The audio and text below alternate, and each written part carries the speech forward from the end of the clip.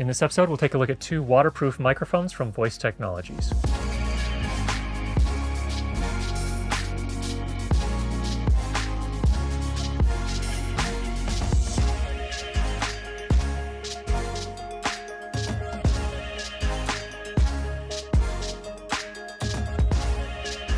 In today's episode, we're going to take a look at two waterproof lavalier microphones from Voice Technologies, the VT403WA and the VT500WA. I also did a review quite some time ago of the VT500, which you can see over here. That's the non-waterproof version, which is substantially less expensive. Let's get you some audio samples. Yes, this is the sunflower. It's one of the biggest sunflowers that's ever grown here. We don't plant these, the birds plant them. So this is a nice big one. And then I'm also, this is out of the frame, but beyond the sunflower is a currant bush.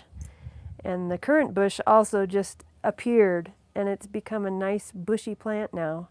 And it has nice yellow flowers in the spring, and then it has berries in the summer, and now it has nice red leaves. So a wild currant is a nice thing to have around too. Stipend has no rhymes. Interesting. Or siphon and hyphen. Typist has none. That's interesting. Sippet, snippet, tippet, and whippet. Tipster and whipster. This is not a very interesting page. How about lavage, ravage, and savage? Or cautious and nauseous. Here's an unprocessed sample of the VT500WA, just so you can hear what it sounds like. It's mounted just under my shirt here on my chest. We're in a space where we have sound blankets on two sides of me, plus one back by the camera. Got a rug underneath me, concrete wall behind me, a blanket down on the floor behind me, and a concrete floor in front of me. So just to give you a sense for how things are set up here. And I want to give a little bit of a background on how I view the waterproof versions of these microphones from Voice Technologies. I really kind of see them as specialty mics. They're the type of thing you would probably use if you were going to be filming someone, say, for example, out on a jet ski, maybe fishing, where there's a big risk of things getting wet. And they're not really hydrophones. So a hydrophone is a microphone you actually stick in the water and it records under the water. These are not that. When these go in the water and they're actually dunked underwater, they will sound crackly and things like that. It's when you pull them back out, they're still good. That's what the waterproofing does for you. So I just wanted to kind of put that in perspective. If you're not going to be recording near water very often, I would probably go for the VT500 non-waterproof version. I think in terms of performance, well, first of all, in terms of price, it'll be a lot less. And then in terms of performance, I think it is a little better optimized for regular use.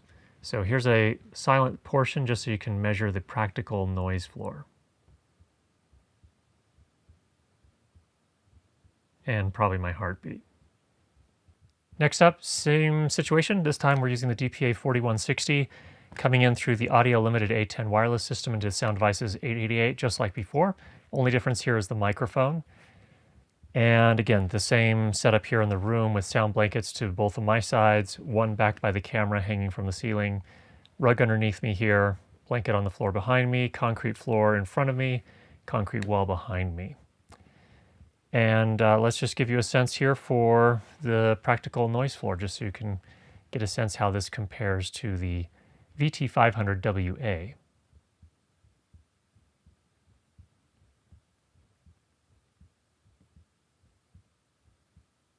First up, the headline feature for these two microphones is that they are waterproof. You can put them in water, evidently, with their IPX7 rating for up to 30 minutes at 1 meter. Let's go ahead and dunk it in and see what we get. Got our water here. In it goes.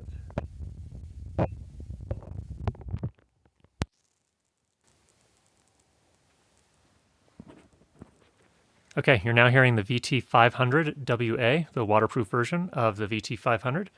This is what it sounds like after you dunk it in water, just so you can get a sense for its ability to withstand water. First up, I would consider these professional level lavalier microphones for a variety of reasons. Number one, they do have RF shielding in the microphone head itself, which is pretty important. You don't want to have to lose a take because there was some radio frequency that interfered or would interfere with the entire shoot. So pretty important in pro-level lavalier microphones. Incredibly tough cable. I've had my VT500 now for over 3 years, and I've used it on a number of productions, and it's still going strong, no problems. That's through the rough and tumble of production, which is cases where you have actors take off their body packs and then drop the body pack, and it's swinging from the lavalier cable and all of the other kinds of things that go with that. So it's held up really nicely. On the VT500, it does have shockproof housing, so if it does get thrown around a bit, it should hold up pretty nicely as well. It also includes several attachment accessories, which makes it a lot easier to hide it, depending on what your talent is wearing and where you need to place the microphone. Of course, it does have options for terminations or connectors for a variety of different professional wireless systems. So there's a connector option for each of the pro-level wireless systems out there. Let's do a little RF test here. I am going to do some streaming here and make a phone call at the same time, and let's see if the microphone picks any of that up. So let's go ahead and start a video. Just have to turn the volume down here. There we go, that's going. And at the same time, we'll start a phone call. Cable's running down here on me, so I'm running the phone down by the cable.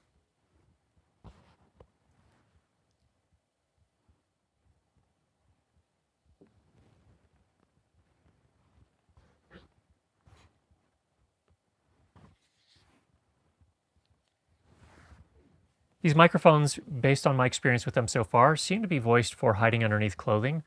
They have quite a presence boost, and so what I find is it, again, probably best for hiding underneath clothing, but you can put them on the outside as well if you're willing to do maybe a little bit of EQ, or perhaps use a de-esser. Now, we can also EQ this to kind of sculpt it to work best with the different voices that you use. My voice tends to sound really bad on most lavalier microphones. So this is the EQ curve that I applied here, and you can hear now the difference that that makes. So the nice thing about the VT microphones is that they do pick up all the frequencies fairly nicely. And if it doesn't fit the voice particularly well, you can always do a little bit of EQ. And I've generally found that you can get it sounding quite nice. And you can also get it to sound pretty similar to most boom microphones as well. So cutting between the boom microphone and this generally works well. Both microphones are available in black or beige, and you can actually request custom colors as well if you need to do that. Now, what are the difference between these two microphones? Of course, you can see, first of all, the VT500WA is sort of a rectangular-ish microphone head with a front-facing capsule, and it does have some different properties as far as how it performs. First of all, it does have a wider frequency response, 40 hertz to 20 kilohertz. It can handle a max sound pressure level of 118 decibels, so it's not necessarily the microphone that can handle the most sound pressure. So if you're recording really loud things, you'll probably want to take a look at the 403 instead. The self-noise comes in at 26 decibels A-weighted, and again, it does have this front-facing capsule on the rectangular body. I actually find that's fairly easy to hide, and the accessories make that easy as well. Now, the VT403WA, on the other hand, and that's what you've been hearing through this review on my voice here. It has its frequency response spec at 100 hertz to 20 kilohertz, which is kind of interesting. It is definitely more sensitive at minus 48 dB, and its self-noise is rated at 33 decibels A-weighted. It can handle a max SPL of 136 decibels, so if you are going to be recording really loud things, theater perhaps, where people are singing out, this might be a better fit in that situation. Also, the difference in the form factor is substantial here. Very small cylindrical mic body can be really easy to hide. For example, if you're going to hide it in someone's hair like you typically would for theater, this would probably be a much better fit than the VT500. I would say it's very similar in size to the Countryman B6, maybe just a tiny bit bigger. Talking just a little bit about pricing, number one, the VT500, the non-waterproof version, starts at $200 US and then goes up from there depending on the termination you use, the connector you use, and whether or not you want it with the accessories or not. The waterproof versions are substantially more expensive because of the additional engineering that goes into those. The VT500WA starts at $400, and the same with the VT403WA starts at $400, and then goes up from there depending on which connection you're going to use based on the wireless system you're using. What's my take on these microphones? I've been really happy with my VT500 over the last 3 years, and I think the waterproof versions just take it the next step. It's not probably something I really need in corporate video work, So not going to be a huge benefit there. But in narrative work or in other types of work where you run a risk of the talent getting wet, or if you're miking up people that are going to be doing some really physical types of things, this can be really helpful from the standpoint that it can also stand up, should at least, to sweat as well. And usually sweat is a lot less moisture than actually getting dunked in water. So hopefully that was helpful for you. If you have any questions, go ahead and leave those down below. And if you've not already subscribed, make sure you do that. And we'll be sure to get you more great videos on how to improve your lighting and sound for video. Talk to you soon.